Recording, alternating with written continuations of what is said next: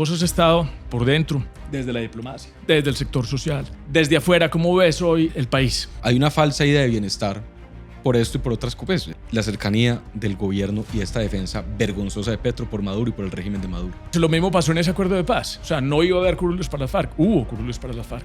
Diferencia en la justicia para los militares y para los guerrilleros. Los guerrilleros acaban de ser condenados a no sé cuántos secuestros, ni un solo día de cárcel. Yo creo que ya no es el tiempo de la retórica. Yo creo que es el tiempo de los hechos. La Virgen de Chiquinquirá se le apareció a Colombia con esta situación. Le está diciendo qué tipo de país quiere usted otra vez. Vea, Pipe, Colombia creciendo al 8 o 9%. Colombia se vuelve como un país europeo en menos de una década. Colombia tiene que ser íntimo, amigo, estrecha relación con Estados Unidos. Pero yo creo, Pipe, que un país que habla inglés, un país donde los niños, la niña, los jóvenes hablan inglés, tienen más oportunidades laborales, de mejores ingresos y de conectar con el mundo. Bueno, bienvenidos a otro episodio de la tertulia política con Felipe Vélez. Hoy tenemos a un invitado muy especial, a Federico Hoyos, candidato a la Cámara por el Centro Democrático. Ya fuiste representante de la Cámara, embajador en Canadá, consejero presidencial, estuviste en el sector social. Yo tengo una historia con Federico. Federico ya estuvo en este podcast. Federico estuvo en este podcast cuando teníamos unas conversaciones, inclusive con María Clara Posada, muy empezando. Muy empezando, cuando era Fondo Verde. Sí, teníamos un fondo verde, le Fondo poníamos Verde. el mapa de Medellín detrás. Sí. Yo a Federico lo conozco hace mucho tiempo. Con Fede trabajamos con Federico Gutiérrez En la primera campaña de la alcaldía. en esa primera campaña fallida, que más que fallida es el inicio El inicio de una carrera política muy importante. el inicio de una carrera política que ya, pues, ya va para una segunda alcaldía. Fede, en ese entonces te fuiste a aspirar, empezaste una revista. Sí. Y de esa revista diste el salto a participar en esa primera lista, una lista muy importante, una lista que tenía políticos tradicionales, pero tenía personas por fuera de la política que le dieron a esa lista un carácter muy impresionante. ¿Sacaron cuántos senadores en ese entonces? 20 senadores, 6 representantes de la Cámara por Antioquia. 20 Una senadores. Locura, una locura. Yo le digo la fórmula de la Coca-Cola. Yo siento que la fórmula es un poquito parecida hoy, ¿o no? En Senados y en Cámara de Representantes es diferente. Menos voto de opinión. Digamos, se intencionó de una manera menor el objetivo de renovación, de hacer una mezcla, como decías, y de algo que podemos hablar pues con detalle, que me encanta y creo en esto, que son las listas cerradas. Ahora, podemos hablar de eso, pero hay que mirar hacia adelante. Que una lista abierta, que significa para quienes nos ven, es que en la lista cerrada la gente únicamente vota por el logo del partido. En la lista abierta la gente vota por el logo del partido y por la persona. Entonces, en el caso mío, yo soy el número 104 para la Cámara de Representantes de Antioquia. Eso tiene, digamos, más o menos, pero bueno, digamos, es una discusión democrática más amplia que podemos dar sobre ese tema, Pipe. En 2014 fue lista cerrada tanto a la Cámara como al Senado, con resultados históricos pues, para un partido nuevo. Bueno, ¿y por qué decidiste volver a aspirar? Pipe, entonces, a ver, el resumen, ¿cuál es? Todo parte de una vocación. Todo parte de una vocación. Mi vocación es la política. Eso, ahorita creo que lo mencionaba. O sea, hay cosas de las que uno no puede escapar. Cosas con las que uno nace, y eso corre por el ADN, por las venas. ¿O te habías sido, digamos, de alguna manera decepcionado, te habías apartado de la política? A ver, entonces, la vocación siempre estaba ahí. Sí. Soy representante de la Cámara 4 años, un muy buen periodo. Soy embajador en Canadá, una gran responsabilidad. A mí la política exterior me gusta, a mí la diplomacia me gusta, a mí el servicio exterior me gusta y creo mucho en él. Y una época en presidencia como consejero político, difícil, la pandemia. Y claro, hombre, llegué, como muchas veces pasa, después de una carrera, digamos, tan ascendente y tan intensa, agotado. Claro, con decepciones, con cansancios, con cuestionamientos.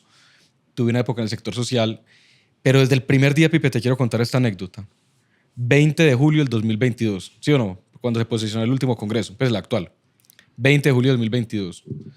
Yo ese día seguramente, como vos y como mucha gente que le gusta la política, uno casi que saca carispetas y empieza a ver desde por la mañana yo veo el desfile militar, veo las palabras del presidente, veo todo.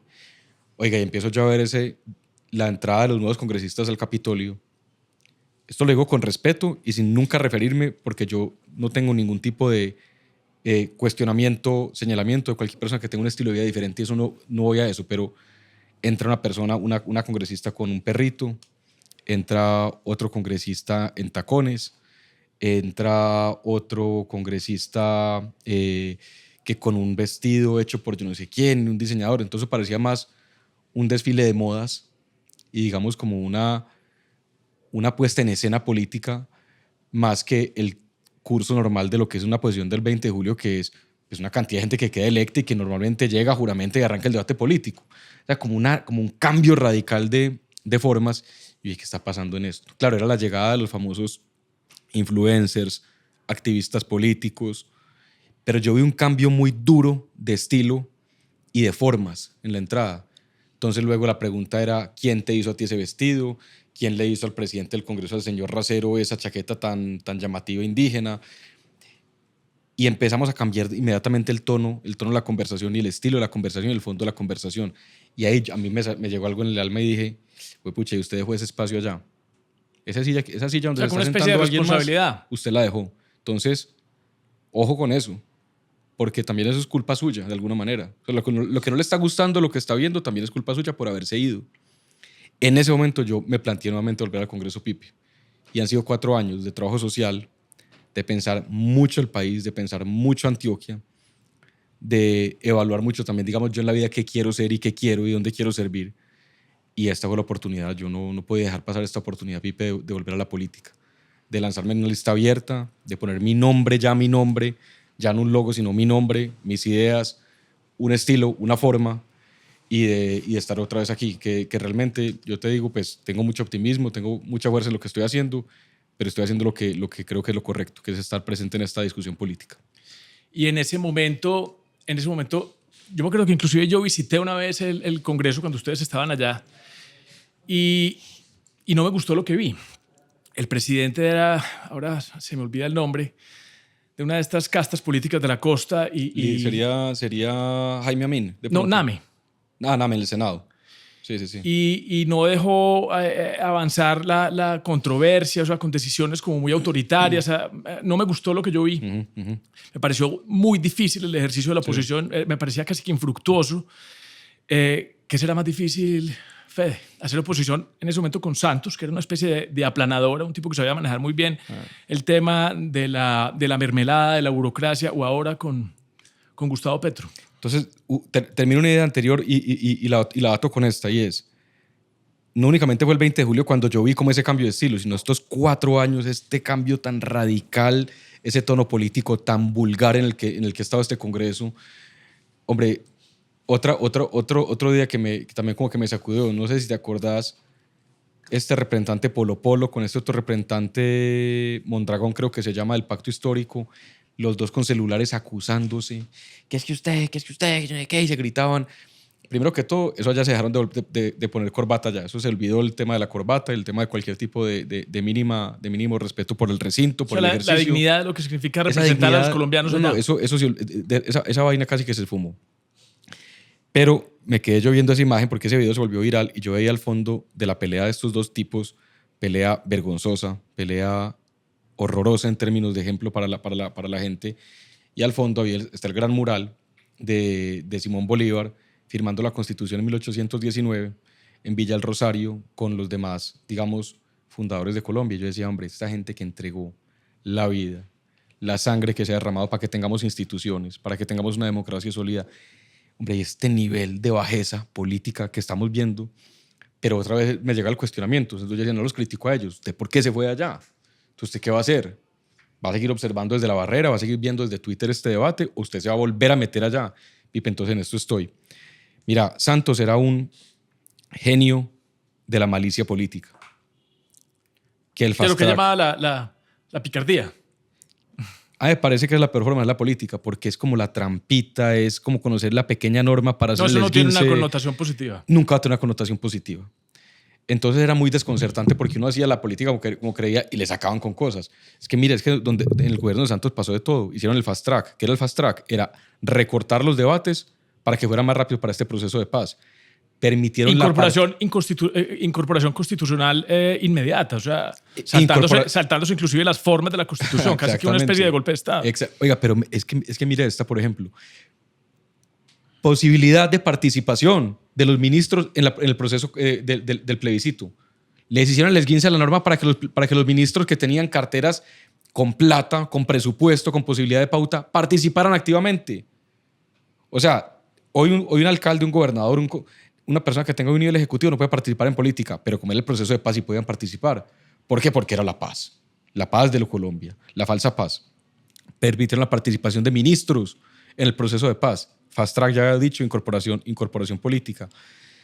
Entonces, eso era el desconcierto tras el desconcierto. No te puedes saltar esta. Y es que hay que recordar con toda esa legitimidad política que llegó el presidente Uribe cuando ganó en primera vuelta en el 2002, todo ese esfuerzo de ese referendo para cambiar las costumbres políticas, donde pasó solamente una pregunta, que requería más del 50% del censo electoral. Lo rebajaron al 13%.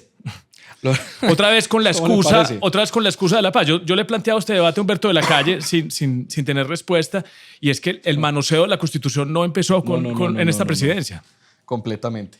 Completamente. 13% de reducción de umbral de participación política al 13%. Esa es la, mejor dicho, esa es la tapa. No es la tapa, no, esa es la esencial. Esa fue la violación esencial. Y luego la posibilidad de que los ministerios, de que el gobierno, el ejecutivo pudiera pautar, pudiera invertir pauta, que es plata de los colombianos, en medios de comunicación para hacerle campaña al sí, al plebiscito. Entonces, digamos, eso era la trampa sobre la trampa, la vulneración, el esguince a la norma constitucional, a la norma, ¿cuáles son las reglas de juego bajo las que estamos jugando? Pero, ¿cuál fue la respuesta? Pongámosle esto, el método Uribe.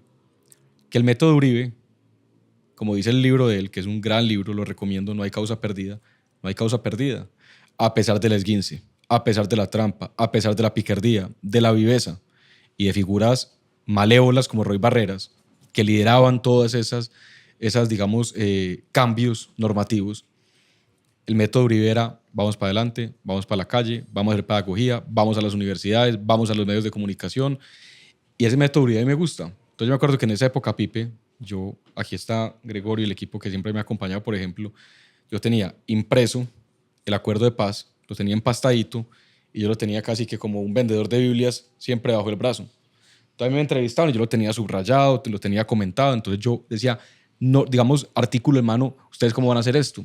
¿Ustedes cómo van a entregar las tierras? ¿Ustedes cómo van a repartir esto? ¿Ustedes cómo van a cumplir esta cantidad de promesas que tienen en este documento, en este mamotreto que le están diciendo a los colombianos que esta es la salida de Colombia cuando ya hay una constitución? Ustedes casi que están haciendo una paraconstitución o un paraplan de desarrollo hecho con las FARC y no con los colombianos. Y yo era uno de muchos, los senadores, los concejales, los representantes, sociedad civil, haciendo esa campaña en la calle, dele y dele y dele, hasta que se ganó. Hasta que ganamos. Entonces, sí hubo trampa, fue muy difícil, pero es el ejemplo, Pipe, de que la persistencia, la convicción en unas ideas, en unos valores, en una idea de país, eso gana. Gana a pesar de la trampa, gana a pesar de los esguinces, pero déjeme yo digo una cosa, mucha explicación le tienen que dar los que votaron por ese sí a la paz, al país, de esas trampas que hicieron y del descuaderno constitucional en el que dejaron al país, y lo dijiste muy bien dicho, que Gustavo Petro está haciendo también, digamos, uso de ello. Yo creo, Fede, que hay que parar un poquito también, porque a veces la gente siente que esto es retórica, parte de una narrativa ideológica, pero hay cosas que se dijeron en su momento. Y entonces, igualito lo que pasó con Petro, ¿cierto? No voy a plantear una asamblea constituyente, no voy a subir impuestos, no voy a expropiar. Que supuestamente lo hizo sobre piedra, ¿cierto? Con una cantidad de Y con Mocus, siempre utilizando la figura de Mocus. Sí, que siempre utiliza. Con unas personas que supuestamente pues, eran testigos de ese compromiso. Lo mismo pasó en ese acuerdo de paz. O sea, no iba a haber curules para las FARC. Hubo curules para las FARC. Claro. ¿Cierto? No iba a haber diferencia en la justicia para los militares y para los guerrilleros. Los guerrilleros acaban de ser condenados a no sé cuántos secuestros. Ni un solo día de cárcel. No, y la promesa esencial, va a haber reparación y verdad. Y ni reparación ni verdad. ¿O cuántas víctimas han reparado? ¿O cuál ha sido la verdad que le han dicho al país? Ahorita hablamos de la verdad que se viene con Venezuela, que es otro tipo de verdad que se viene, que esa sí va a ser la gran verdad. Pero ni repararon ni dijeron la verdad. Bueno, Fede, ¿cómo ves? Vos has estado por dentro, desde la diplomacia, desde el sector social, desde afuera. ¿Cómo ves hoy el país? Yo creo que estamos, hombre Pipe, en un país en una apariencia de bienestar, con unos problemas, digamos, muy profundos que eventualmente van a salir a flote. Déficit del 7%, 300.000 hectáreas cultivadas de coca, casi, pues, hay cifras que dicen que el 80% del oro que se está exportando de Colombia es oro ilegal, a $4.100 la onza, 1.700.000 personas que han salido del país, personas con talento, personas jóvenes, personas que están enviando remesas masivamente. 14.000 millones de dólares se calculan las últimas cifras, lo que convierte el primer rubro de ingresos del país en las remesas. Sumado a la tesis que tiene ahorita Andrés Felipe Arias de que de pronto estamos viendo una especie de enfermedad holandesa por el tema del narcotráfico, y la cantidad de ingresos es lo que tiene un choque bastante extraño al tema del peso contra el dólar. Yo la comparto. Entonces por eso te digo, hay una falsa idea de bienestar por esto y por otras cosas. Es decir, 30.000 hectáreas no únicamente cultivadas, mayores exportaciones y producción histórica de coca en Colombia. Entonces, claro, hay un flujo de efectivo, de dinero en la economía colombiana, y un gobierno que paralelamente está gastando a cuatro manos. 86.000 nuevos contratos de prestación de servicios firmados. Dice un artículo en La Silla Vacía, y esta fuente la cito porque es donde está el dato, es 8 billones han valido esos contratos de prestación de servicios. Una reforma tributaria oscila entre los 11 y 14 billones de pesos, casi que han firmado una reforma tributaria en nuevos contratos. Uribe habla mucho, por ejemplo, de la apertura de embajadas y consulados. Yo sé que eso es un derroche, y es verdad, y eso es un mal ejemplo. Eso no es lo que más gasto genera, pero sí es un gobierno que gasta y gasta y gasta y gasta, un gobierno que no recauda. Y endeuda a las futuras generaciones. Y un gobierno que endeuda. Entonces el último dato es 23 billones que se acaban de vender de bonos del Tesoro a 13% de tasa de interés. Entonces, endeudado ya y endeudado los siguientes gobiernos y endeudado las siguientes generaciones. Entonces, claro, usted en el día a día, en el nuestro, en el ciudadano, cuando uno va a mercar, va a echarle gasolina al carro, usted percibe algunas cosas, pero usted no percibe, digamos, la bomba de tiempo que hay debajo de esto, que es económica, que es económica y que es de seguridad. Digamos que la sociedad, hoy hay una polarización en el país, pero yo pienso que la polarización de Colombia aún no llega a unos niveles, digamos, inmanejables. Siento que todavía esa polarización, digamos, está en unos niveles dentro de la democracia. No lo veo todavía como un gran problema civil, pero creo que lo fiscal y la seguridad sí son problemas realmente delicados. La gran pregunta entonces, ¿para dónde coge Colombia en las siguientes elecciones? Que es lo que tratamos de decir en esta campaña que yo estoy haciendo, es ¿qué tipo de país vamos a elegir? ¿El país de más endeudamiento, de engordamiento del Estado, de menos recaudo, de menos seguridad para la inversión, de continuación de diálogos infructuosos con los grupos armados ilegales, o un país que deje de dialogar, que ejerza militar y ejerza la justicia como debe ser, que genere incentivos para la inversión, que reduzca impuestos y que genere una cohesión social? O sea, no se trata de eliminar programas sociales, pero sí que haya un recorte de gasto estatal. Ese es el tipo de país, y ojo con este otro, en materia de política exterior, con este otro rasgo: un país cercano a Estados Unidos, cercano a Europa, o un país cercano a las dictaduras regionales. ¿Qué tipo de país queremos? Entonces, ese país se define el 8 de marzo en las elecciones a Congreso, y luego la primera vuelta presidencial, y si hay una segunda vuelta presidencial. Ese es el tipo, digamos, Pipe, yo creo que es el asunto central, y póngale la cereza del pastel, que se llama Asamblea Nacional Constituyente. La Constitución del 91 fue el producto de una necesidad que había de una Constitución de 100 años, de reformarla profundamente, porque era una Constitución que no obedecía a los nuevos retos políticos, sociales del momento del país en los 90, que era el narcotráfico y que era la falta, digamos, de herramientas legales y constitucionales para sobre luchar. todo que se hizo con la reincorporación a la vida civil del M19, ¿cierto? Del que hacía parte Gustavo Petro, que es una constitución plenamente garantista en temas de derechos y que le permitió llegar al poder por la vía democrática y no por las armas. Garantista, incluyente, se sentó el M19, Movimiento de Salvación Nacional representado por Álvaro Gómez, los liberales, los indígenas, las minorías, se sentaron. Hay un podcast demasiado bueno de nuestro amigo Andrés Acevedo, una temporal, con Juan Carlos Esguerra, sobre cómo era la constituyente. Juan Carlos Esguerra dice: hombre, llegó esa cantidad de gente tan diversa, exguerrilleros, Álvaro Gómez con el secuestrador de Álvaro Gómez, y decía, nosotros aquí qué vamos a hacer, ¿cómo vamos a lograr algo? Y se logró un texto constitucional que sigue vigente. ¿Y qué dice este pacto histórico y este gobierno de Gustavo Petro y Iván Cepeda? Vamos a cambiar la Constitución de Colombia. Entonces, esa amenaza, Pipe, ¿sabe cuál es el reto? Ya hay un comité promotor inscrito, que es, digamos, lo primero que tiene que cumplir. Check. Chulo. El comité promotor de la Constituyente se inscribió. ¿Quién lo inscribió? El ministro de Trabajo Sanguino del gobierno de Petro. Hay que recoger 3,5 millones de firmas, si no estoy mal, si no me equivoco en la cifra, Pipe. Hablemos ahorita de firmas también y partidos políticos. Las firmas son cuestión de plata. Son cuestiones de agencias de mercadeo que usted les pague y consiguen las firmas. Esas firmas las van a conseguir pilado. ¿Qué sigue? El 20 de julio se posesiona el nuevo Congreso. Ojalá yo sea uno de los miembros del Congreso. A nosotros nos va a tocar enfrentar esa, digamos, el trámite de esa posibilidad de firmar una Asamblea Nacional, de tener una constitución o no, y se revocaría el Congreso. Entonces, ¿qué queremos los colombianos? Por eso esta elección es tan seria y tan delicada. Yo creo que es muy importante lo que estás diciendo y son temas son temas completamente ciertos, pero no son evidenciables en el presente. Yo creo que también hay que hacerle a la gente un llamado sobre qué está pasando ahora. Y porque el recalentamiento de la economía, lo que está pasando en este momento con el tema del consumo, eso se vendrá a venir. Pero la gente por ahora siente que hay consumo, que hay dinero, Claro. pero ¿qué está pasando con la salud? Yo creo que hay un tema tangible donde la gente tiene que ver. Usted tiene acceso hoy a escoger quién le presta la salud. Lo que estaba pasando antes, una plena atención con el menor gasto de bolsillo, donde todos los medicamentos eran cubiertos. Hoy ni siquiera están los medicamentos. Entonces yo creo que ese tema es importante. El tema de la narrativa del salario mínimo. O sea, la gente que hoy percibe un salario mínimo está más angustiada que contenta. ¿Cierto? Porque no sabe si van a seguir teniendo trabajo, porque la gente no va a tener con qué pagarles. ¿Quiénes? El 70% de las empresas que son pequeñas empresas.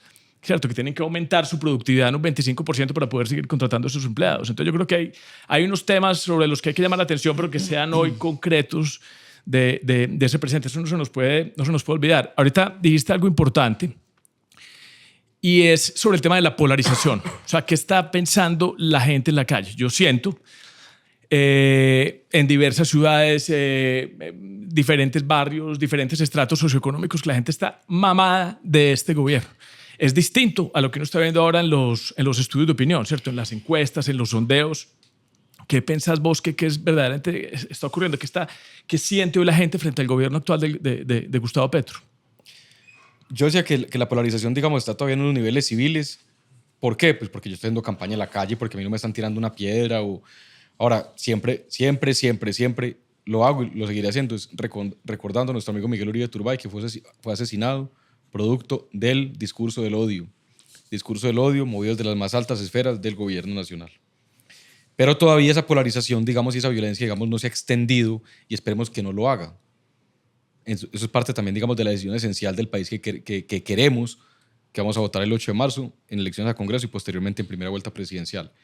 Yo con el salario mínimo, Pipe, aquí está Rosa del equipo de la campaña, que es nuestra creativa, nos inventamos una ideita que se llama plazas de debate. Plazas de debate consisten en que yo me voy con 2 banquitos a lugares de Medellín, de Antioquia, y nos sentamos con una persona y le digo, venga, hablemos del salario mínimo. Déjeme tener aquí un testimonio, hablemos de esto. Pipe, el 80% de la gente con la que yo he hablado está en contra del aumento del salario mínimo y le entiende perfectamente bien, entiende que eso genera informalidad, que eso únicamente beneficia a los formales, que eso puede generar más desempleo e inflación. La gente perfectamente entiende eso. Mucho más de lo que uno cree y mucho mejor de lo que uno pensaría. O sea, que he quedado sorprendido de los argumentos tan profundos que yo he encontrado en la calle sobre eso, 1.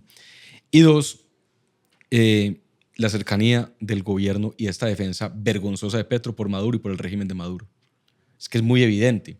77% de los colombianos, según una encuesta que salió ahorita, la medición que se hizo en América Latina de países que más apoyaban la extracción de Maduro. Colombia creo que es el tercer país con mayor apoyo de esto, 77% de los colombianos.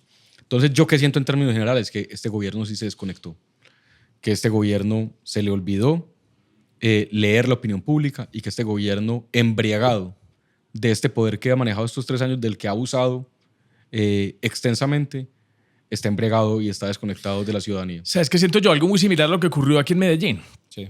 Un miedo de la gente porque es que ellos estaban en el poder, porque había demasiado dinero, porque las encuestas les daban todavía un porcentaje importante de opinión y fueron derrotados de manera contundente. Muy bueno. ¿Cierto? Yo creo que hay un símil muy parecido con lo que pasó con Daniel Quintero. Bueno, y hablemos de Venezuela. Me dijiste que querías que habláramos de Venezuela. Eso es una situación que recientemente ocurrió, que para la gente todavía hay una cantidad de lecturas inciertas. Yo siento que hay un plan.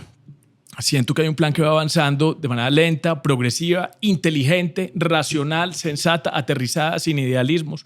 ¿Qué opinas vos, hombre Fede?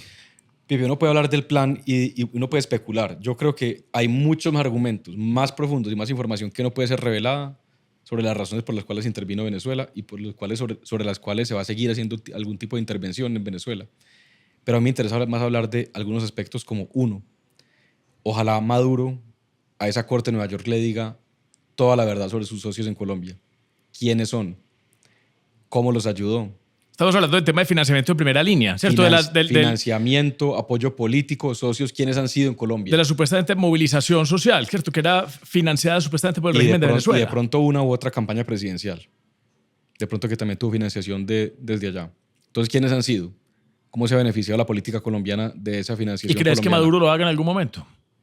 Pues yo espero que una corte federal de Estados Unidos que es tan seria, con un proceso ya, digamos, en curso, hay verdades que van a tener que salir a flote. Ojalá salgan verdades a flote. ¿Se acuerda de que aquí hubo una incautación de los computadores de Raúl Reyes, perdón, después de la incursión militar del gobierno Uribe en Ecuador?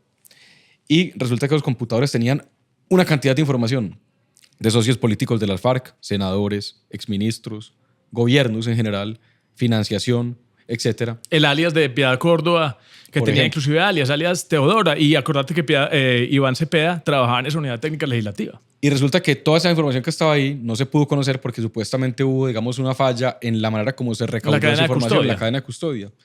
Entonces nunca los colombianos supimos nada. Bueno, pues en Estados Unidos no va a pasar eso. Sí vamos a saber. Pipe, yo creo que esta es la mayor ventana de oportunidad que se le ha aparecido a Colombia en no sé cuántos años. La Virgen de Chiquinquirá se le apareció a Colombia con esta situación. Le está diciendo qué tipo de país quiere usted otra vez. A Venezuela hay que reconstruirlo. Colombia puede ser el gran proveedor de bienes y de servicios para la reconstrucción de Venezuela.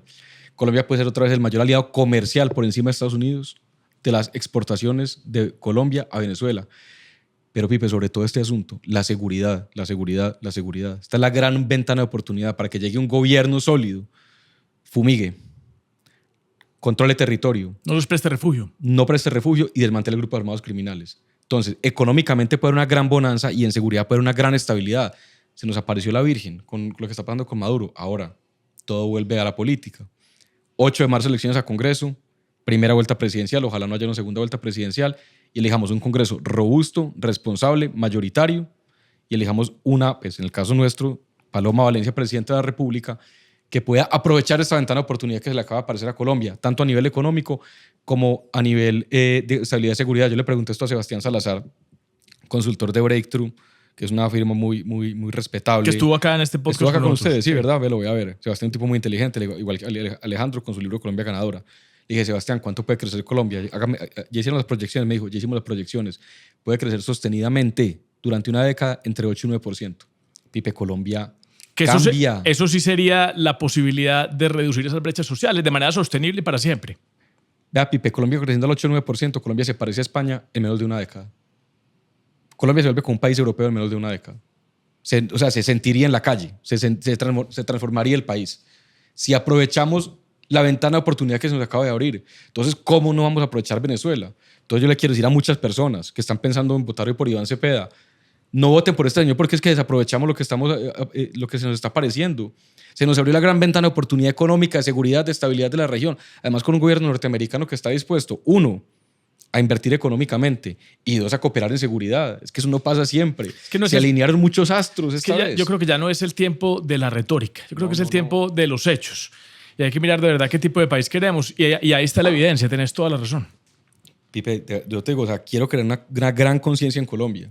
Ojalá desde mi modesta labor que yo pueda hacer en la política, de que veamos la oportunidad que tiene Colombia. Hablemos de Antioquia, la oportunidad de Antioquia, como proveedor de bienes y servicios, las grandes industrias de Antioquia, cemento, acero, alimentos, digital, plataformas digitales, empresas financieras, empresas digitales financieras, talento humano para reconstruir a Venezuela. Para Antioquia sería la bonanza económica. Podría ser la gran oportunidad también de estabilidad y de seguridad. Pipe, tenemos que elegir eso. O sea, ¿cómo el país va a desaprovechar esta oportunidad? Yo digo una cosa, Colombia tiene que mantener una relación bipartidista con Estados Unidos, como lo ha mantenido durante 200 años. Bipartidista, ¿qué significa esto? Con los demócratas y con los republicanos y con los demócratas. No es una relación partidista, una relación bipartidista. Es una relación de Estado, no de gobierno. Una relación de Estado que tiene que durar y que tiene que seguir siendo la mayor relación, la más importante para Colombia. Pero aprovechemos este gobierno de Trump que está actuando. Tener gobiernos que a veces actúen se demora décadas en llegar. Hay gobiernos que son más retóricos, más, digamos, multilateralistas, institucionales, de grandes diálogos, graduales. A veces llegan gobiernos que actúan. Este es un gobierno que actúa y que puede actuar a favor de Colombia. Aprovechémoslo. Yo creo que Petro, en medio de su irresponsabilidad con la que ha manejado la política exterior, hasta se ha dado cuenta que tiene acá una necesidad de tener un diálogo con Trump y por eso esa llamada. Porque hasta él mismo lo está entendiendo. Entonces, bueno, que el 8 de marzo tomemos una visión diferente. A mí me interesa, Pipe, esta pregunta para los congresistas, para los aspirantes al Congreso. ¿Cuál es su visión de la política exterior de Colombia? Colombia, ¿a quién tiene que ser amigo realmente? ¿A quién se tiene que acercar? La mía es, Colombia tiene que ser íntimo, amigo, estrecha relación con Estados Unidos. Ahí no podemos dudar. No, es que de pronto sí, no es que no, qué bueno con Japón, es que qué bueno con todos, pero con Estados Unidos esencialmente. Esa relación tiene que volverse la relación más importante en aspectos militares, en armas, pues también en inteligencia, en aspectos comerciales y en aspectos políticos, en cooperación política. Frente a eso no puede haber dudas. Y uno tiene que tener mucha claridad mental política para hacerlo así. Ojalá muchos candidatos a la Cámara y al Senado de la República lo tienen. Yo por lo menos tengo una certeza. Pero al menos es una pregunta que se deben hacer los votantes. Claro que se debe hacer. Para mí estas elecciones, y no quiero ser demasiado como teórico con esto, es una especie de referendo también de política exterior. ¿De quién queremos ser amigos? Mi respuesta es más amigos de Estados Unidos que nunca antes en la historia. Bueno, y vamos a ganar las elecciones, Fede. Volviendo a la pregunta anterior, volviendo a lo que hablamos de Petro, volviendo a esta oportunidad, yo creo que el país sí cambió. Yo creo que el país aquí está viendo una gran posibilidad. Iván Cepeda, ¿qué le está diciendo al país? No, hay que controlar sectores estratégicos de la economía. ¿Qué le está diciendo Paloma Valencia? ¿No? Que hay que darle más oportunidades a los empresarios para que crezcan y aprovechar esta posibilidad que tenemos con Venezuela. Y aprovechar y darle la oportunidad también a toda la gente para que pueda ser empresaria, ¿cierto? Y no a un Estado que cada día va copando más esos espacios para hacer que la gente dependa del Estado. Yo creo que es una dinámica que ya se demostró que no funciona. Y otro, digamos, argumento central es, ¿qué está diciendo Iván Cepeda? Más diálogo de paz total, de fracaso total. Lo que está planteando, más diálogo con el ELN, más diálogo con las estructuras criminales. ¿Qué está dando Paloma Valencia? Se acaba eso. Autoridad militar, autoridad judicial y ejercicio constitucional de la ley en el territorio nacional. Es muy diferente. Son caminos totalmente diferentes. ¿Cuál vamos a caminar? El camino que yo, Pipe, voy a repetirlo como dice Uribe, todas las esquinas en las que me pare, es que caminemos el segundo camino, que caminemos el camino de más seguridad, de menores impuestos, de más oportunidades para los empresarios, para los emprendedores de Colombia, de una gran relación con Estados Unidos y de un respeto radical por la Constitución del 91 y no de estas aventuras en las que nos quieren embarcar de cambiar Constitución empezando el próximo gobierno, el próximo término presidencial. Cuando ni siquiera hemos podido implementarla correctamente, la del 91. Vea, hablemos del 8 de marzo. Sí, ese día son las elecciones al Congreso. Ese día te jugás por la posibilidad de volver al Congreso y las personas que también están aspirando al Senado. Pero yo creo que ese día nos jugamos algo muy importante. Y yo lo he llamado tal vez una primerísima vuelta. Ese día se corre una primerísima vuelta. Está bueno. Donde tenemos que empezar ese día a derrotar a la otra consulta, a esa consulta de la izquierda, la del Frente Amplio, que ese día también va a haber consulta. Ese día tenemos que ser mayoría. O sea, ese día tenemos que votar en esa consulta interpartidista a pesar de que nuestro candidato no esté ahí. Y la pregunta que te hago es, ¿qué opinas de esas dos candidaturas que venían punteando en las encuestas que decidieron no estar en esa consulta interpartidista? O sea, ¿qué mensaje les darías a las personas, sobre todo, que quieren votar por ellos? ¿Cierto? ¿Cuáles son? Sergio Fajardo y Abelardo de la Espriella, ¿cierto? Que están, digamos, en los extremos. No son extremos, pero están, digamos, en los extremos del centro. Sí. Y han decidido estar afuera por términos de conveniencia táctica, pero hay personas que quieren votar por ellos. Yo creo que esa consulta es verdaderamente el primer paso a unirnos como colombianos, a ese llegar unidos. Entonces, ¿qué mensaje le daría? No a ellos, ¿cierto? Ellos tendrán sus consideraciones, pero a las personas que piensan votar por ellos, o por Sergio Fajardo o por Abelardo de la Espriella.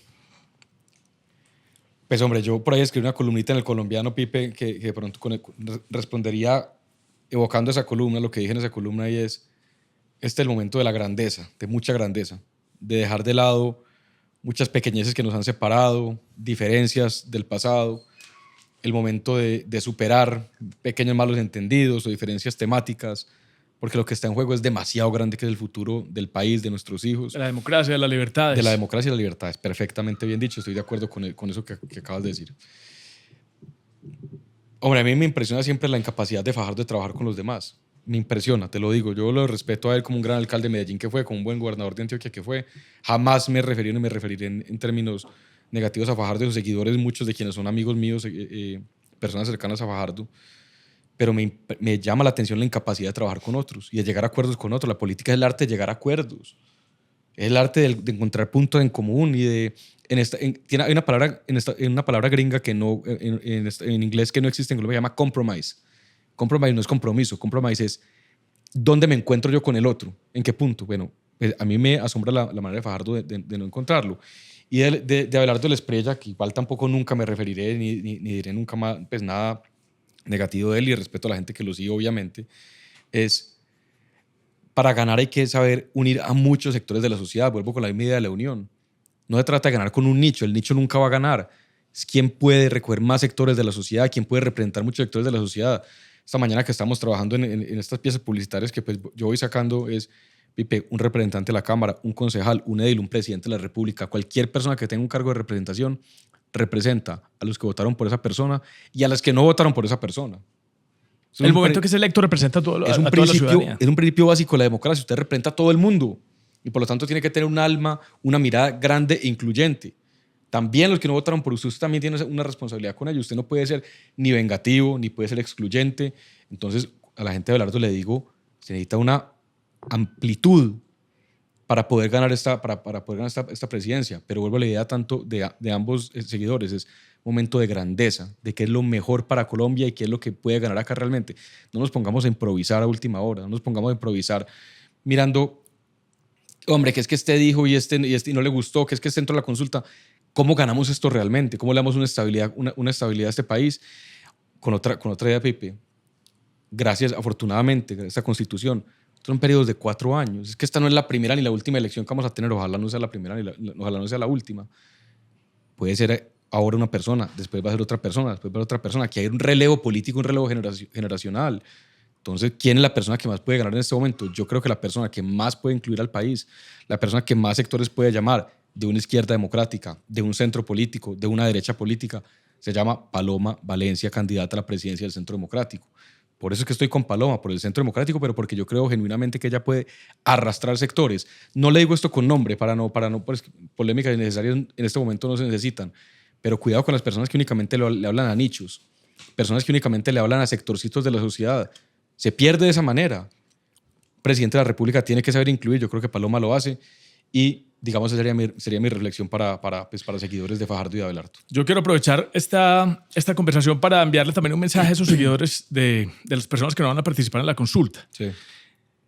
Esperamos, yo creo que se puede ganar en primera vuelta. Yo creo que hay una sociedad que definitivamente quiere cambiar el rumbo, pero es muy importante que todo el mundo vote esa consulta interpartidista, a pesar de que su candidato no esté allí. Ya llegará el momento de votar por ellos. Buen mensaje. Pero en esa consulta tenemos que ser mayoría. Ese es el primer paso para mantener la democracia en nuestro país, para preservarla, para que siempre tengamos presentes esas libertades y nuestros hijos conozcan esas libertades de las que siempre hemos gozado. Creo que es un mensaje importante. Te quería hacer una pregunta de Paloma. Es una responsabilidad ética lo que estás diciendo, votar esa consulta. Hay que votar esa consulta. Ese es el primer día. Hay que votarla. Y no del triunfo de una facción, ¿cierto? Del triunfo de las libertades de la gente de Colombia, ¿cierto? No. Pero me das pie a una pregunta que tenía preparada de Paloma. Ella fue compañera tuya en el Congreso. Sí. Yo aquí decía que yo me imaginaba que querías que ella fuera la presidenta de Colombia, sí. Pero yo te pregunto, más allá otra vez del nombre propio y incluyendo a Paloma, ¿qué tipo de liderazgo necesita Colombia en el 2026 o a partir del 2026? Una mezcla, yo creo que una mezcla de dos rasgos, dos características. Acabo de mencionar uno que sepa incluir. Porque este ha sido el gobierno de Petro ha sido un gobierno absolutamente excluyente, divisivo y promotor de odio. Esos discursos de lucha de clases, de odio, eso es lo peor que le puede pasar a una sociedad. Que se acabe definitivamente bajo un gobierno de Paloma, que yo sé que obviamente ya jamás en la vida tendría ese tipo de expresiones con quienes pensaran diferente, pero que es un gobierno que incluya esos sectores de izquierda, que sepa hablar con ellos, que tenga una capacidad de diálogo, pero luego, Pipe, que también haya una decisión estratégica de autoridad en el país. Autoridad para hacer lo que hay que hacer con los grupos armados criminales, para hacer lo que hay que hacer frente a los 300.000 hectáreas cultivadas de coca, para que haya lo que hay que hacer en materia, digamos, de reducción del déficit fiscal y de reducción de gasto del gobierno, de gasto público, una convicción profunda del alma de decisión. Y para tomar también decisiones trascendentales de temas de desarrollo que no han sido objeto de suficiente debate, como el tema de la minería. Sí. Entonces, es parecido a lo que pasó en Venezuela. No podemos extraer a Maduro porque eso va en contra de la norma de derecho internacional y las normas de derecho internacional que viola día a día Maduro, ¿cierto? Por ejemplo, el tema de los presos políticos. Entonces, a veces preservamos las formas y no nos damos cuenta de lo que atentamos contra la materialidad de la igualdad de los derechos. Pasa lo mismo en el tema de la minería. No minería, tenemos que cambiar a otra especie de matriz energética, pero ¿qué está pasando? Estamos explotando, seguimos explotando, pero lo explotan los grupos ilegales. O sea, el 80% del oro, como lo mencionabas ahorita, va a manos de los grupos armados criminales. Entonces yo creo que ese tipo de decisiones, la decisión del fracking responsable, creo que hay temas también en materia de desarrollo económico que también se necesitan muchos pantalones para tomarlas de aquí en adelante. Completamente de acuerdo con el aspecto de la minería. Una decisión también, digamos, de decir, bueno, la soberanía energética de este país, ¿qué? ¿Cómo la vamos a garantizar? Y dato ese mismo carácter de decisión radical, por así decirlo, con, grandes proyectos de desarrollo. Ayer estuve en Cisneros. Entonces, obviamente, estuvimos en la estación del ferrocarril, estuvimos revisando la historia del ferrocarril y pensábamos, yo le decía al equipo ayer, venga, ¿esto cómo nació? Ferrocarril de Antioquia, ¿cómo nació? Pues nació a partir de una visión de desarrollo de futuro, de cómo conectábamos a Medellín con el Magdalena, con la salida al mar. Eso primero, antes que nada, como dice Disney, primero arrancó con la imaginación. Entonces la pregunta es, ¿cuál es la imaginación para el futuro de Colombia? ¿Cuáles son los grandes proyectos de desarrollo que Colombia necesita? Tercer podcast que voy a citar. Podcast de, otra vez, Andrés Acevedo, temporal. Hombre, Andrés, estoy haciendo cada 5... Dame una pauta en tu podcast, hombre. Con Jorge Iván González, director del DNP, de Petro. No de Uribe, no de Santos, de Petro. ¿Qué decía Jorge Iván González? Hay una bolsa de recursos que se llama el Fondo de Ciencia, Tecnología e Innovación de Regalías. No recuerdo la cifra exactamente en billones, de cuántos billones tiene ese fondo. Y decía al entrevistador Andrés, acá nunca llegó un alcalde, un gobernador con un proyecto mayor a 50.000 millones de pesos para ejecutar. Estamos pensando en proyecticos, estamos pensando en cositas, estamos pensando en, perdón la palabra, en pendejaditas. Colombia tiene que pensar en grandes proyectos nuevamente de infraestructura. Colombia tiene que pensar en proyectos que de verdad le den desarrollo a este país y que esto no es que sea de la mente de un genio. Para eso está el sector privado, para eso están las instituciones, para eso está el diálogo, para que Colombia nuevamente piense en grandes proyectos de infraestructura, ojalá aprovechando esta bonanza que nos podría traer Venezuela. Eso también yo creo que es una decisión de un gobierno de Paloma Valencia. Decisión contra el crimen, decisión por los recursos naturales, por proteger a algunos y por explotar otros, y decisión por cambiar la cara de Colombia con infraestructura real de desarrollo que se puede hacer con deuda internacional, pero con buena deuda para hacer proyectos, pero no más pequeñas cositas. Este gobierno que no fue capaz de hacer universidades que prometió el famoso tren interoceánico, que no hizo sino decir mentiras 4 años, que llegue un gobierno que diga, por lo menos tengo un gran proyecto de desarrollo y lo sepa ejecutar. Yo tengo un proyecto que sí es de desarrollo, pero que no es de infraestructura. Se llama bilingüismo por impuestos. Hay un mecanismo que usted conoce muy bien que se llama obras por impuestos. Ha funcionado muy bien. ¿Qué es obras por impuestos?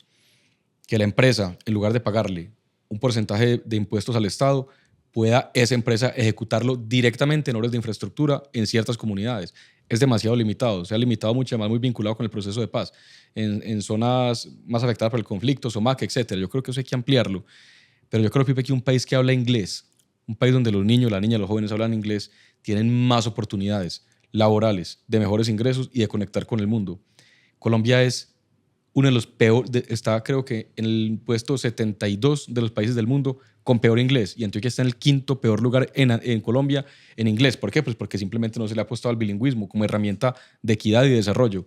Yo que creo que con obras por impuestos se puede extender a programas educativos de bilingüismo para que la empresa privada pueda financiar programas privados de bilingüismo de alta calidad en colegios públicos, y que Colombia empiece a hablar inglés como herramienta de equidad y como herramienta de desarrollo.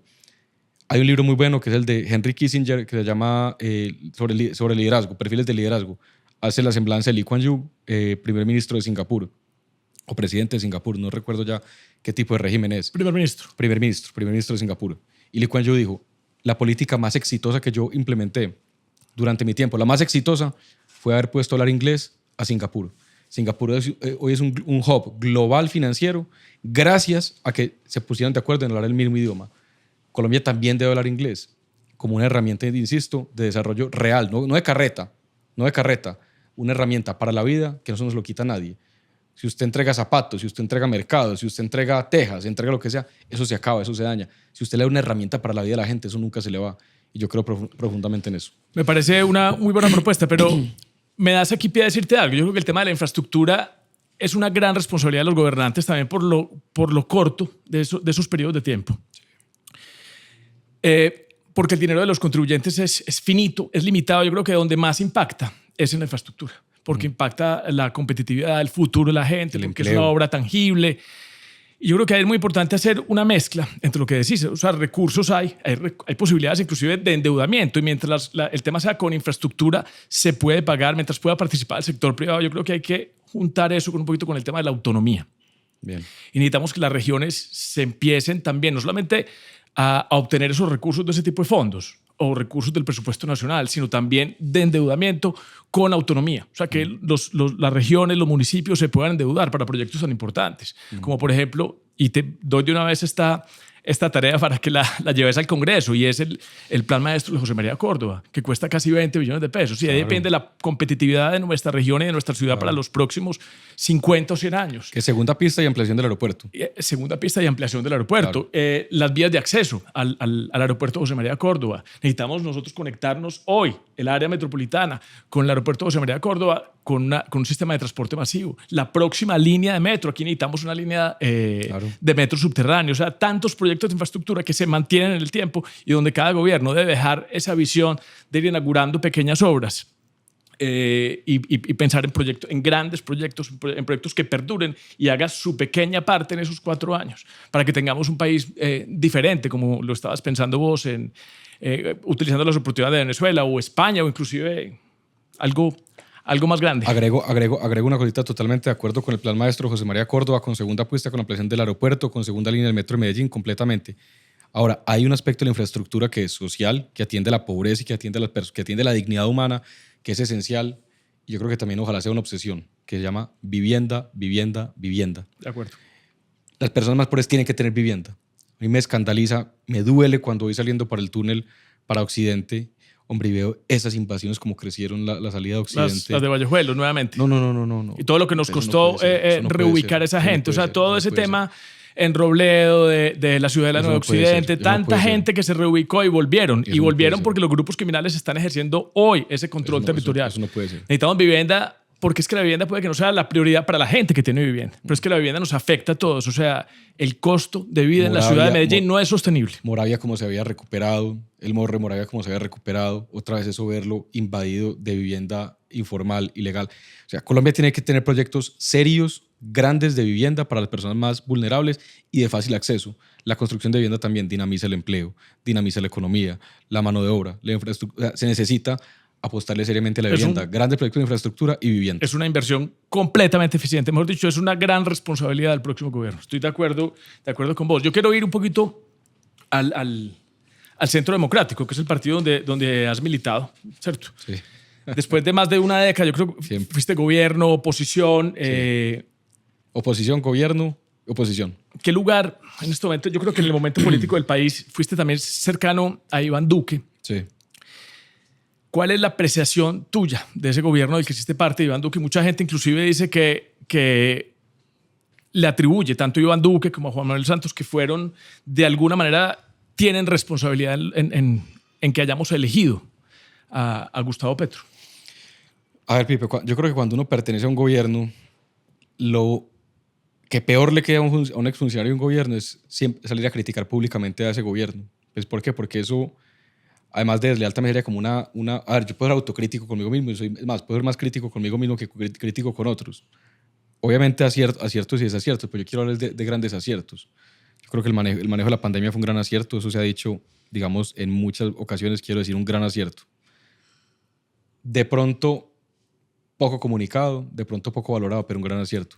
Que enfrentó grandes desafíos, no solamente el de la pandemia, sino el tema de la primera línea, de esa movilización social que venía financiada. Pero vea que usted, por ejemplo, no está mencionando este fue la migración venezolana, el Estatuto Temporal de Protección de Venezolanos y el inicio de una estrategia diplomática a la que mucha gente hoy se burla. Sí, porque hubo una frase que de pronto no salió bien, que fue malinterpretada, que fue la del cerco diplomático, pero una decisión estratégica como Estado, como país, de arrinconar a Maduro. Es que también las cosas empiezan a pasar gradualmente. Y ese arrinconamiento y ese grupo de Lima que se creó con diferentes países, entre ellos Canadá, cuando yo fui embajador en Canadá, fue muy importante para empezar a generar una conciencia global de la dictadura que está en Venezuela. Y eso fue una decisión de Duque. Entonces yo creo que Duque era un presidente que tuvo aciertos. Pero yo no te estoy pidiendo que critiques, sino Sí. que le respondas a la gente sobre esa narrativa, porque yo creo que las cosas también hay que conversar para que la narrativa no avancen sin controversia. No, pero hombre, hay personas que dicen siquiera lo de Petro pasó más temprano que tarde. Colombia necesitaba una dosis de conocer una dosis, digamos, de un gobierno de estos. A mí me parece que ha sido una dosis demasiado dolorosa y demasiado dañina. Y riesgosa. Pero bueno, pues de pronto era el momento. Y yo creo que esto es Petro. O sea, creo que podrían llegar peores. Creo que Iván Cepeda podría ser una dosis empeorada de Petro. ¿Hay responsabilidad del gobierno de Iván Duque en la elección de Petro? Pues me parece que eso sería muy simplista decirlo para ser franco. Me parece que uno le puede atribuir a un gobierno que el gobierno siguiente es culpa de ese gobierno, ¿no? Me parece que eso la política no funciona de esa manera. Hombre, Duque fue un presidente muy riguroso, un presidente muy exigente, fue un presidente que sí, de pronto pudo haber estado más cercano al centro democrático en su momento, al partido. Eso digamos, me parece que es una crítica que puede caber, pero yo no creo que haya sido por mala fe, yo no creo que haya sido por indiferencia, creo que fue por el nivel de complejidad rápida a la que digamos tuvo que enfrentar. Y aquí opinando mientras conversamos vos y yo, vos hablas ahorita de que uno debe ser el presidente, el alcalde, el gobernador no solamente de las personas que votaron por uno, sino de las que no votaron. Y de pronto yo creo que ahí de pronto hubo un error táctico e intentar en ese momento de una oposición muy bien planificada e intencionada y financiada, intentó ser el presidente de todos los colombianos, alejándose un poquito de ese votante natural. De pronto hay algo de ingenuidad de pronto. Mira, a mí las propuestas que digamos más me cautivaron de Duque, yo lo conocí como senador, fue un gran senador, era la idea de una relación con el Congreso diferente, una relación diferente con el Congreso de la República, una relación donde... Constructiva, programática. Más programática, digamos, donde nunca tuviera que haber... y yo creo que eso se empezó a implementar el primer año, o sea, una relación, digamos, de mucha independencia con el Congreso de la República. Luego creo que por ahí, con el tiempo, con algunos ministros que fueron llegando, esa relación con el Congreso pudo empezar a cambiar. Y eso, digamos, pudo también haber alejado un poco al centro. Sí, yo creo que sí. O sea, costó haber cambiado esa fórmula de la mermelada. Haber cambiado la fórmula de no tener mermelada. Sí. Yo creo que la fórmula nunca se puede abandonar. Yo creo que el relacionamiento con el Congreso tiene que ser un relacionamiento de independencia, de respeto, pero esa nefasta... O sea, no podemos aspirar a que un Congreso claro que en este 2026... No, a eso voy, tenemos que aspirar a eso. O sea, no podemos dejar de aspirar a eso, no podemos dejar de aspirar a un Congreso y a un Ejecutivo en donde tenga armonía en el trabajo, en donde haya independencia, en donde haya crítica, especialmente al Congreso hacia el Ejecutivo, pero no podemos dejar de aspirar a un gobierno a un gobierno en donde no haya mermelada para el Congreso, 100%. Yo lo he dicho de esta manera, Pipe. Si usted mira la labor de un congresista en la Constitución, en ninguna parte aparece la palabra gestión. El congresista no debería ser un gestionador de recursos. El congresista tiene que ser un controlador político, un hacedor de leyes, también un derogador de leyes si es necesario, quien apruebe el presupuesto público y, ya lo dije, quien haga control político al presidente y a sus ministros. Pero el congresista no tiene por qué estar yendo a conseguir obras para partes y mucho menos a puerta cerrada. Si lo va a hacer, entonces que se haga durante la votación del presupuesto nacional, públicamente, con todas las cámaras del país viendo, en donde uno pida para sopetrar un acueducto, para titiribí una cancha, pero que se haga públicamente en el presupuesto nacional, pero que no se haga puerta cerrada. Eso no aparece y ese relacionamiento yo creo que el país no puede abandonar la esperanza de cambiar ese tipo de relacionamiento. Y podemos decir que esa es la segunda prioridad tuya en el Congreso. La primera, el tema del bilingüismo. Esa puede ser la segunda. De aspirar a un Congreso que en el debate del plan de desarrollo y del presupuesto nacional sí. Proponga una discusión clara, transparente y pública para como se llamen, auxilios parlamentarios, cupos indicativos, mermelada, clientelismo, como lo queramos llamar, se acabe. Pero hombre, uno como congresista no puede acabar eso, pero puede dar algún tipo de ejemplo. Pero un poco, digamos, la idea grande es volver a un congreso de altura, de excelencia, un congreso donde la gente pueda admirar a quienes están sentados allá en esas sillas, un congreso donde la gente realmente se sienta representada y diga, esa persona, la forma de hablar de esa persona, la forma de ser de esa persona, la forma de debatir de esa persona, me representa a mí como colombiano. Lo hace con la dignidad que este cargo merece. Volverle a darle esa dignidad al Congreso a mí sí me parece que es algo a lo que hay que aspirar. ojalá yo pueda contribuir desde esa silla a la que yo quiero ocupar un poco de eso y pueda ser contagioso, porque así como yo creo que ese mal ejemplo de esos influencers que llegan allá a hacer tantas cosas también es contagioso, digamos, deteriora el nivel, creo que también un buen nivel, digamos, político también eleva y también eleva a los demás. Entonces, bueno, ojalá pues simplemente yo sea una golondrina más y que seamos muchos los que María Clara Posada, gran futura senadora, muchos otros elevemos ese nivel del Congreso, elevar el nivel de la política, es elevar el nivel de la democracia y que la gente pueda confiar, que uno pueda tener debates serios, difíciles, duros, donde de pronto se levanta un poco la voz. Eso es parte de la política. Hombre, pero que no se irrespete al otro. La construcción, no, pero se empieza a construir ese consenso o ese compromiso del que hablabas ahorita. Sí, hombre, que uno no se tenga que meter con la familia del otro. Es que eso lo han hecho mucho ahora. A mí, por ejemplo, te digo, pucha, me impresiona cómo se meten con la familia de Uribe. Cada elección, cerca de una elección, se meten con la familia de Uribe, se meten con los hijos, se meten con el hermano. Se volvió como una cosa personal y es pésimo para la democracia, es muy malo. Además de que es injusto, además de que es inconveniente, poco ético. Eso es malo para la democracia en general. Dejen las familias por fuera, vámonos a los argumentos, vámonos a los temas, vámonos a la política pública y dejemos lo personal a un lado. Un Congreso que sea excelente, un Congreso que sea decente, un Congreso que sea ejemplar. No podemos dejar aspirar a eso. Muy ingenuo, Federico. Prefiero idealista en la política que un pragmatismo excesivo que nos lleva al deterioro, a continuar en el deterioro en el que estamos. Y no son solamente ataques personales, es también meterse con la libertad de los familiares, ¿cierto? Yo creo que por supuesto, ahí se trascienden una cantidad de líneas. Bueno, para que terminemos la conversación política, ¿qué hay de diferente en ese Federico que aspiró en el 2014 al de hoy, 10 años después? Muchas cosas. Tantas cosas, Pipe. En 3 palabras. Más preparación, más comprensión del país, del departamento y más comprensión del peso y la responsabilidad de ser congresista. Yo creo que hice un trabajo responsable cuando estuve, pero por el momento del país creo que hoy es más la necesidad, es más la responsabilidad que se siente. Y otra cosa, tristemente, mayor conciencia de los riesgos de Colombia también. Mayor conciencia de los riesgos de Colombia. Bueno, nosotros terminamos siempre esta conversación con unas preguntas personales. Me imagino que las habrás visto o oído. Sorpréndenos, por favor. Y yo te he visto, inclusive vos lo haces periódicamente, compartir los libros que te leíste cada año, los recomendás. Entonces vos sos un ávido lector. Sí. Entonces para vos la pregunta es un poquito más compleja porque te voy a pedir que escojas solamente uno. Bueno. Que digamos que te ha marcado esa posición política tuya o económica. ¿El año pasado o...? No, nada, de la historia, de toda. Porque nosotros inclusive hacemos unas compilaciones y le damos unas recomendaciones a la gente, entonces tiene que ser ahí la escogencia única. Pero mira, a mí un libro que me ha marcado mucho el pensamiento. Yo, por ejemplo, he puesto que no va a ser capaz de dejarme solo uno. No. Quiero saber el tuyo también porque ese me interesa conocerlo. Pero a ver, hay uno como que es estructural, que eso me ayudó a mí, me sacudió como los cimientos, que yo creo que leer a los clásicos es muy importante, ¿cierto? Yo leí la democracia en América de Alexis de Tocqueville y a mí ese libro me sacudió, me cambió, me hizo comprender mejor la democracia y el valor de la democracia. Es un libro mamotreto muy, muy grande, muy complejo de leer. Yo lo leí en la universidad en Estados Unidos con acompañamiento de profesores y con diálogo, que eso ayuda mucho a entender mejor un libro, pues como con una tertulia permanente del libro. El año pasado leí un libro que me inspiró mucho, como que me encendió, que eso es muy bacano cuando uno lee algo como que lo deja uno con ganas de comerse el mundo, con ganas de salir a la calle a la batalla, que fue el libro de Alonso Salazar, el exalcalde de Medellín, sobre Luis Carlos Galán. Se llama Profeta en el Desierto.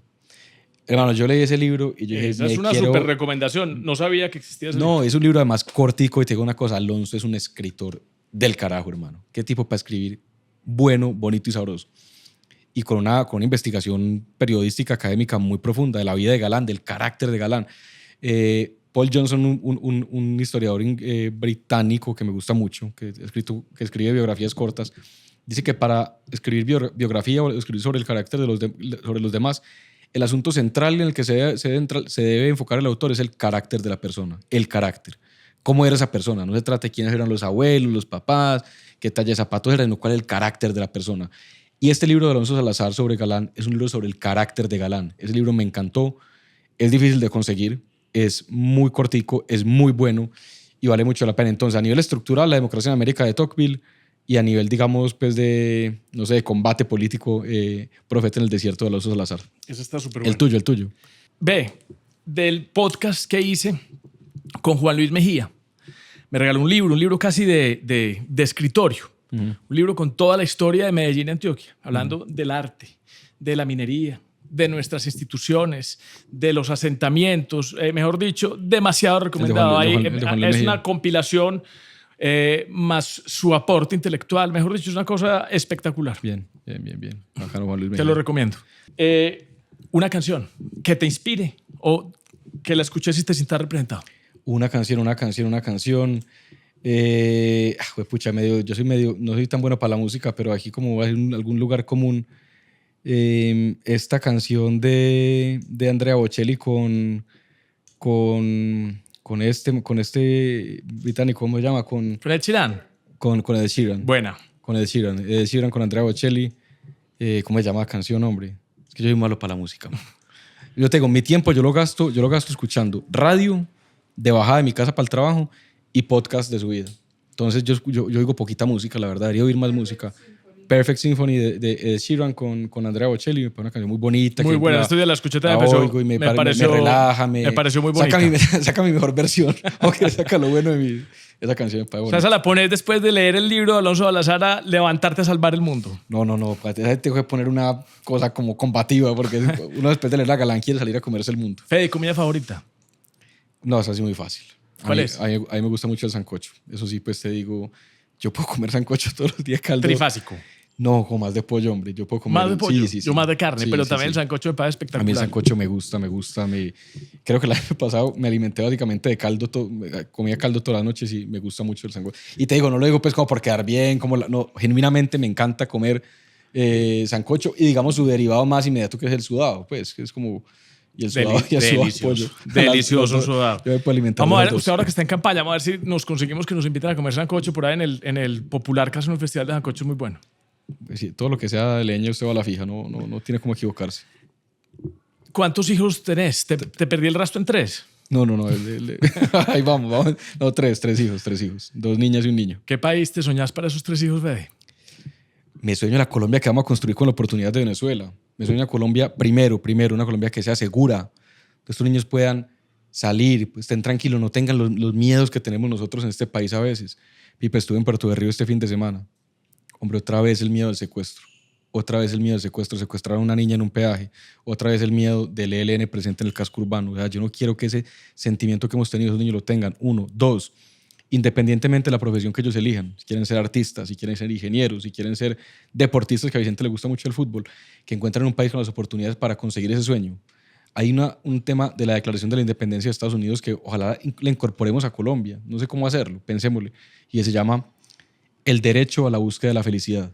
Una belleza de término. El derecho a la búsqueda de la felicidad. Cada persona busca un estilo de felicidad. Puede ser en el trabajo, puede ser en el deporte, puede ser con la familia. Que uno puede encontrar en un país la felicidad, lo que uno le gusta. Si es el arte y la cultura, que encuentra arte y cultura. Si es deporte, posibilidades de deporte. Si es trabajo, posibilidades de trabajo. Ese tipo de país.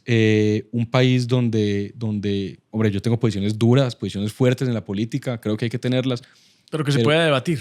País tranquilo, hombre, de debate tranquilo, donde el mejor amigo uno puede ser de un lado o del otro, pero puede ser el mejor amigo, la pareja, y que en este país no haya que morirse por la política como nos hemos notado tantos años. Y me sueño también un país, voy a decirlo de esta manera, un país ya es hermoso, digamos, en recursos naturales, ya es hermoso en sus montañas, en su naturaleza, en su diversidad, pero yo me sueño un país bonito, bien construido, con calles bellas, con buena iluminación, con edificios que evoquen lo mejor, que eleven el ser humano, con un país organizado, un país donde los barrios sean bonitos, donde haya espacio público, donde la familia se pueda encontrar, donde no haya que ser socio de un club, ni haya que ir a un centro comercial el fin de semana, sino que públicamente uno pueda entretenerse, donde pueda desarrollar esa búsqueda de la felicidad en lo público. Hombre, yo creo que tenemos que ser más exigentes con un país bello, con un país bien construido, con un país que sea exigente en esa infraestructura urbana, en esa infraestructura pública. Ya tenemos los árboles, ya tenemos los ríos, ya tenemos las montañas, ya eso nos lo dio el creador. Ahora lo que nos toca construir nosotros, preocupémonos por la belleza de las ciudades, que caminar por una ciudad de Medellín, por una ciudad de Pasto, por una calle de Pasto, por una calle de Medellín, de Bogotá, sea como cuando uno va a Europa y uno camina por una calle agradable, una calle bonita. O sea, no bajar la exigencia sobre la belleza donde habitamos. Es un país que también me sueño y en el que quiero contribuir.